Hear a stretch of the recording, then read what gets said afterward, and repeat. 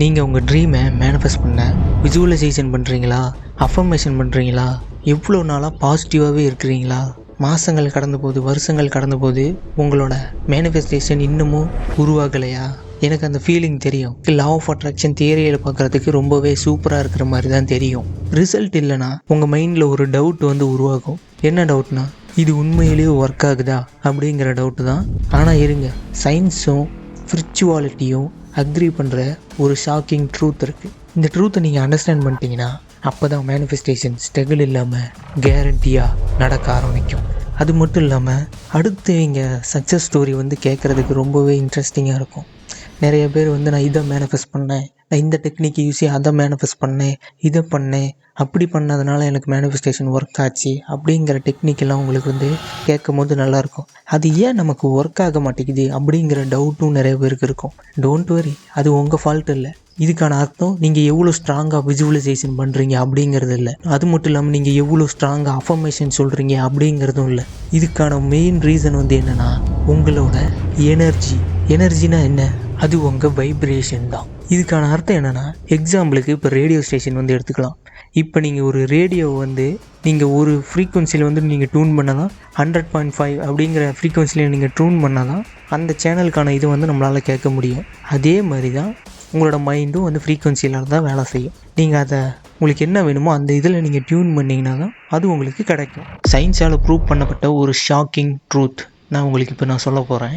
இப்போ நம்ம solid matter, அதாவது திட சர்ஃபேஸ் அப்படின்னு நம்ம சொல்லிக்கிட்டு இருக்கிற திடமாக இருக்கிற நமக்கு முன்னாடி இருக்கிற செவுராகட்டும், அப்புறம் மரம் செடி கொடிகள், உங்கள் கையில் இருக்கிற ஃபோன், ஏன் நீங்களாகட்டும், உங்கள் உடம்புல இருக்கிற ஆர்கன் ஆகட்டும், எல்லா ஆர்கனுமே ஆட்டமால் ஆகப்பட்டது தான். அந்த ஆட்டம் 99.999% எம்டி ஸ்பேஸ் தான்.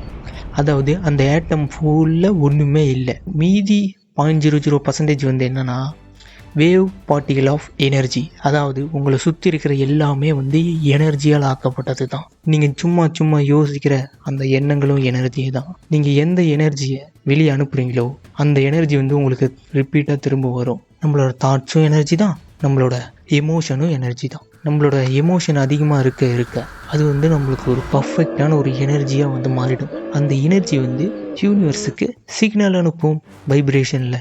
அது மட்டும் இல்லாமல் குவாண்டம் ஃபிசிக்ஸ் சொல்லுது எல்லாமே வைப்ரேஷனும் வேவும் அப்படின்னு. ஏன்னா வேவ் மாதிரி வைப்ரேஷன் ஆகிட்டே இருக்கும் உங்களை சுற்றி இருக்கிற எல்லா பொருளுமே. ஆனால் அது நம்ம கண்ணுக்கு தெரியாது.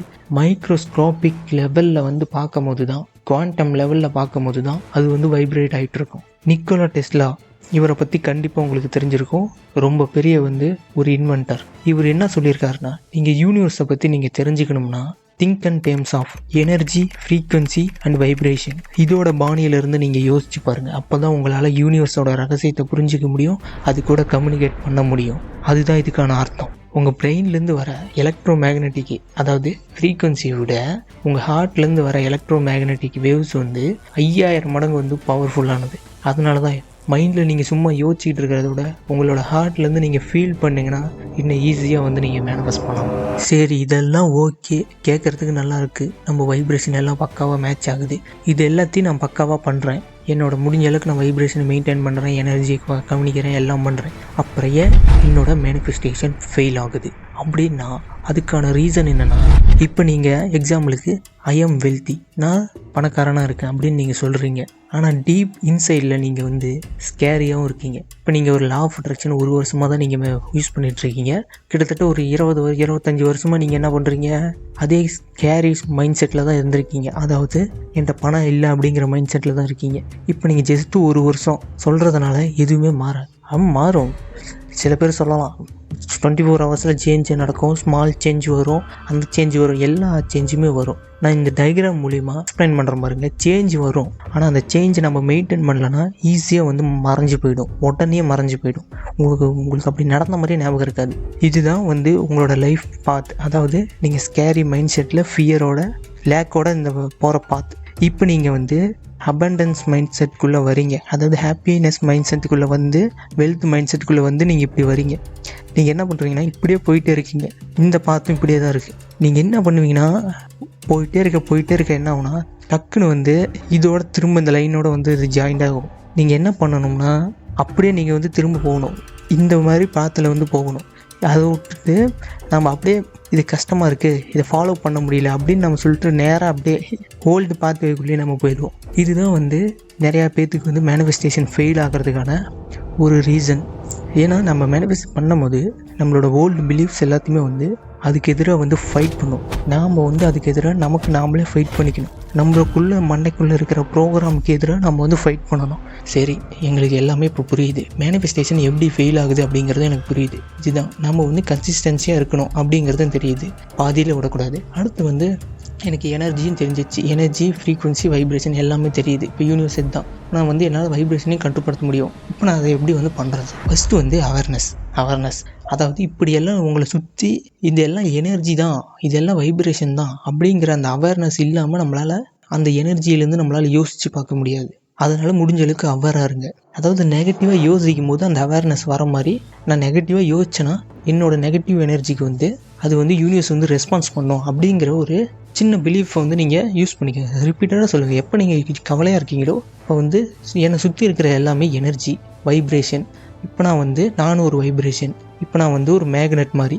நான் வந்து சேடாக இருந்தேன்னா சேட்னஸை வந்து ப்ராட்காஸ்ட் பண்ணும். என்னோடய வைப்ரேஷன் வந்து சேட்னஸாக மாறிடும். சேட்னஸாக மாறிடுச்சுன்னா சுற்றி இருக்கிற எல்லா சேட்னஸும் என் கிட்ட வரும் அப்படிங்கிற ஒரு பிலீஃப் வந்து நீங்கள் இன்சர்ட் பண்ணிக்கங்க.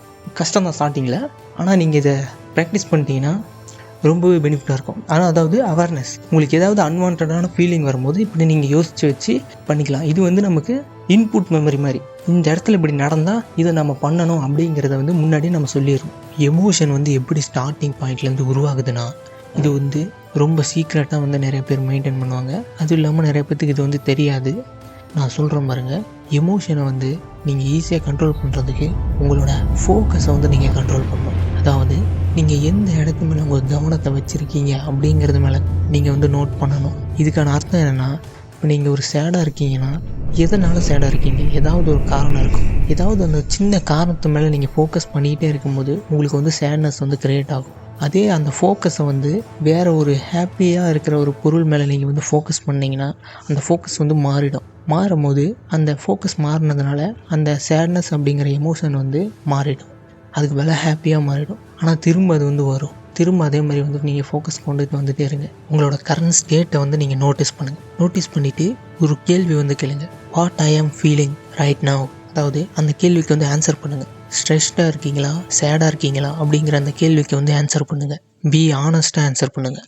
இதுதான் வந்து உங்களோட எமோஷனை வந்து நம்ம ஈஸியாக செக் பண்ணுறதுக்கான ஒரு வழி. அடுத்து வந்து விசுவலைசேஷனும் எமோஷனையும் வச்சு யூஸ் பண்ணுங்கள். இதுதான் நான் சொல்லலாம். விசுவலைசேஷன் பண்ணுங்கள், எமோஷனை யூஸ் பண்ணுங்கள், உங்கள் வைப்ரேஷனை வந்து ரைஸ் பண்ணுங்கள். எப்படின்னா, ஆல்ரெடி எல்லாம் கிடைச்ச மாதிரி. அது கொஞ்சம் ஸ்டார்டிங்கில் கொஞ்சம் கஷ்டம்தான், ஆனால் அது வந்து அவ்வளோ பெரிய கஷ்டம்லாம் ஒன்றும் இல்லை.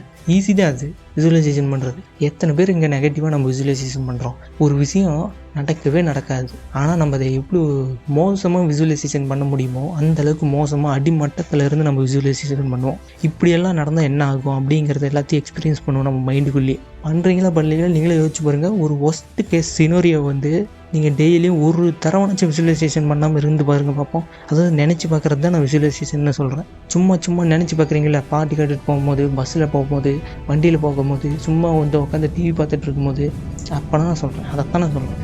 அதுவும் ஒரு வகையான விசுவலைசேஷன் தான், சும்மா இல்லை, அதுவும் ஒரு வகையான விசுவலைசேஷன் தான். நிறைய பேருக்கு தெரியறதில்ல. இது நல்லா தெரிஞ்சுக்கங்க. எமோஷன்னா என்னென்னா, எனர்ஜி இன் மோஷன். அதாவது உங்கள் எமோஷன் வந்து எனர்ஜியாக மோஷனாக இருக்கும். அதுதான் சுற்றி இருக்கிற எல்லாத்துக்கும் ரெஸ்பான்ஸ் பண்ணும். இப்போ நான் சொல்கிறத வந்து அப்படியே செய்யுங்க. ஒரு டீப் பிரெத் எடுங்க. இப்போ இதை நான் சொல்லுங்கள், எல்லாமே என் கட்டுப்பாட்டில் தான் இருக்குது, எல்லாமே என் கட்டுப்பாட்டில் தான் இருக்குது.